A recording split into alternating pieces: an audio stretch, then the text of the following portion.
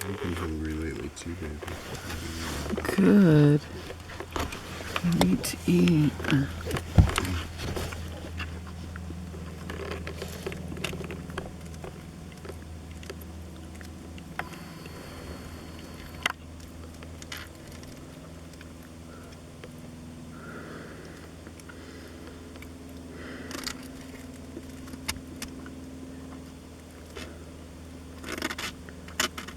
Do you feel like you learned a lot tonight? I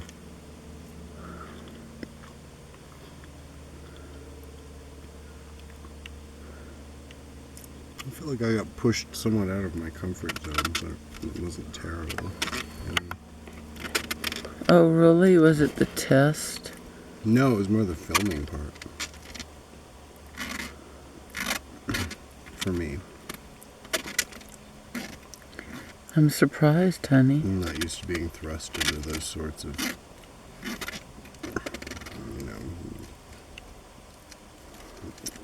working with other people's situations. Yeah, it's good for us,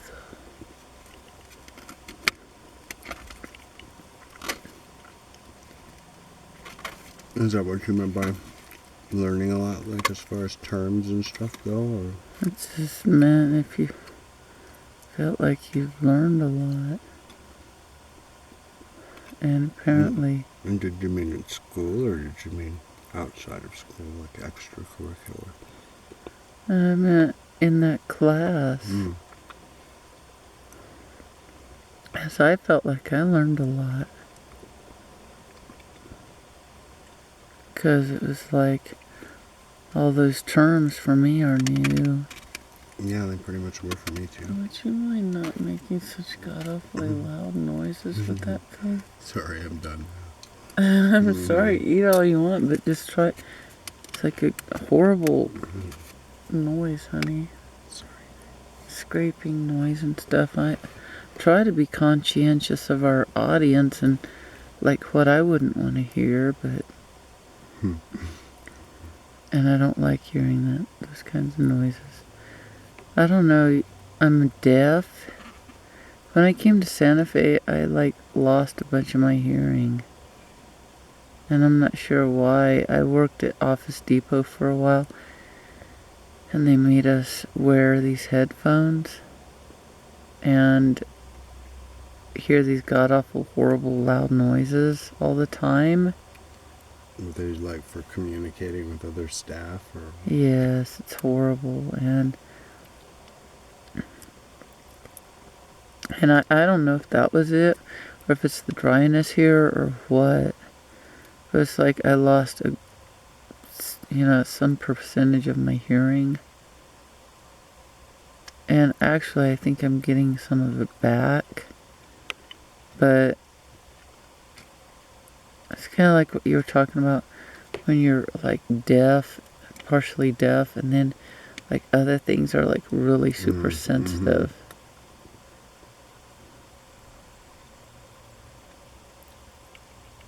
So I'm like, I don't know, harsh sounds are bad for my ears.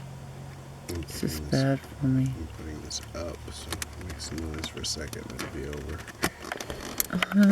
Well, it's interesting how we talked about audio tonight. I had no idea. That audio is turned into electronic.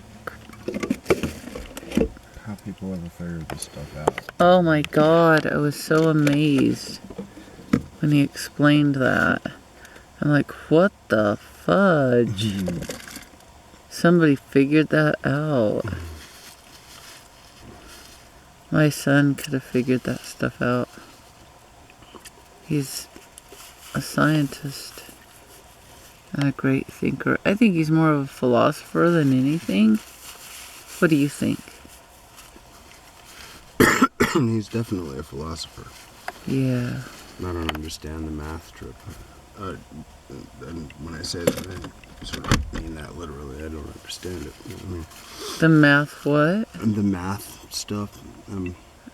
I'm capable of understanding it, but to actually have a natural penchant toward it and Oh, no way. and enjoy it, and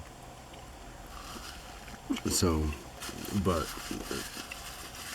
Bo is, I think, extremely well-rounded young man in a lot of ways. I think of him as a Renaissance man. Mm-hmm. I always have. Yeah, it's a good way of putting it. And he's kind. Well, that's the most Gentle, beautiful thing about him. Who cares how smart you are if you're a jerk? Really, I mean that. Who cares how talented you are if you're just an asshole? There are too many artists like that out there, and they're not real artists. They're just people who are wasting their talent on some bullshit ego shit. I really think that what Bo primarily has, what I admire about him is his compassionate heart. He really has a compassionate He really heart. does.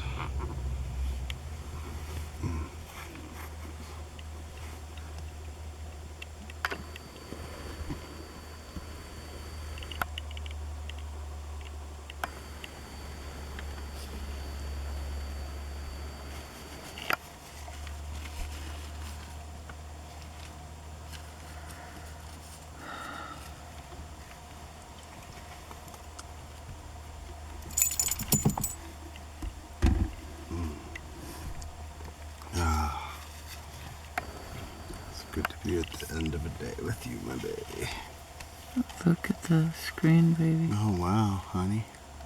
I had no idea until I glanced over there. I love camera because it's... See, I think of the camera as painting, and I think of editing as poetry.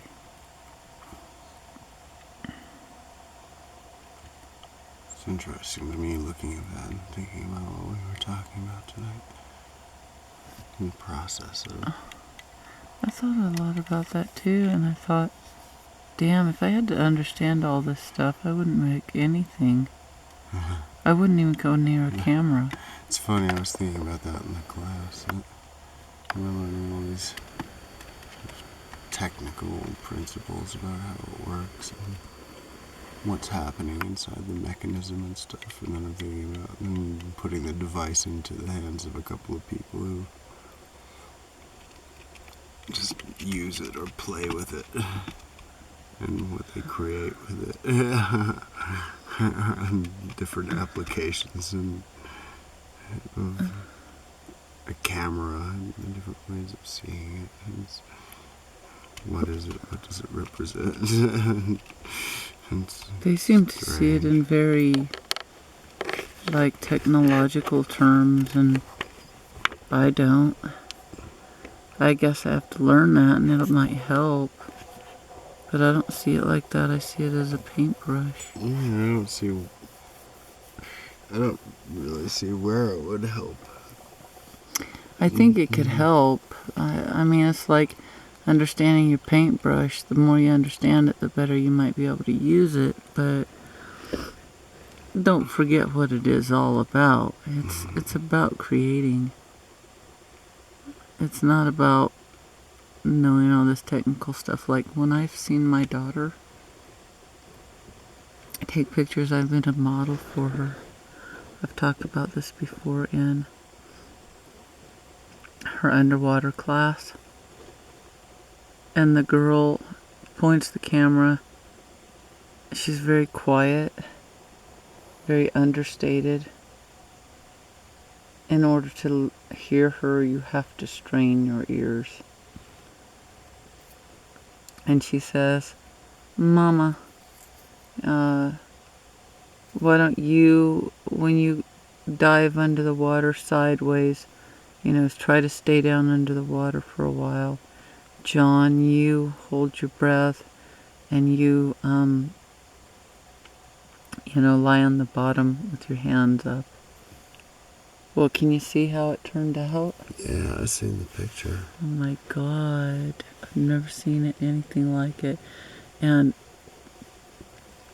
it was so understated the way that she directed that I was like, I had it in my head, oh yeah, it'll be me in my swimsuit with this jacket thing that I have on, like a hoodie. And then John will be in the background. I'm like, oh my god. I don't know, I can't explain what she did. When I saw that, I was totally blown away. Her professors were blown away. Her classmates were blown away. I was like, whoa, how did you do that? And I mean, she did it because she doesn't view the camera as some technical gadget. Right. She views it as a tool for creating art. And she proves that it is.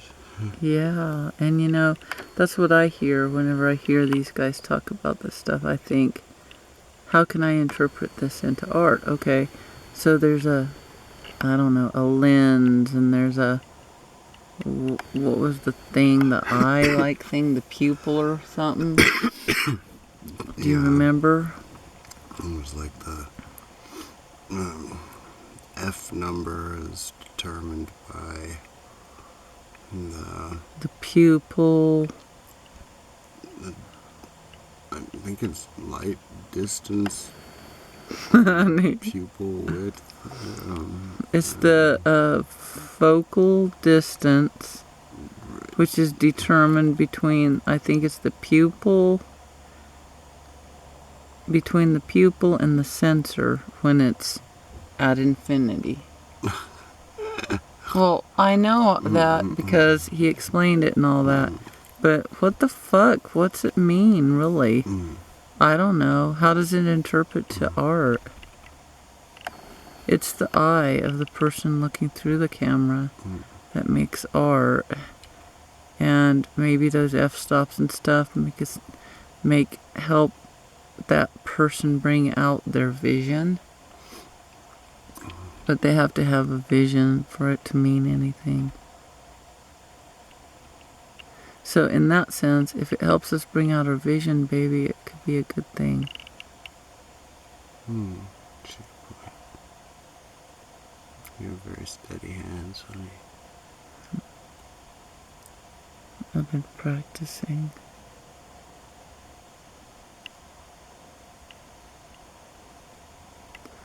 I don't know, honey. I have all these ideas about stuff, but they're really very simple, and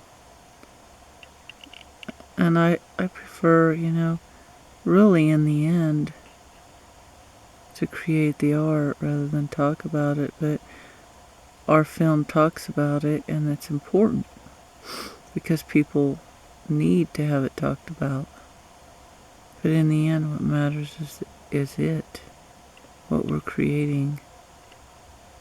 That's the real point. Yeah, I could look at the moon all day. All day. I don't care how many clips we've got with the moon in it. Can you really ever tire of the moon? I mean, really?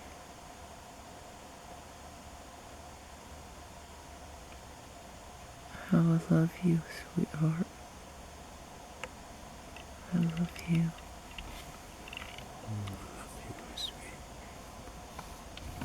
I'm the luckiest woman on this earth. I am. And everybody knows it.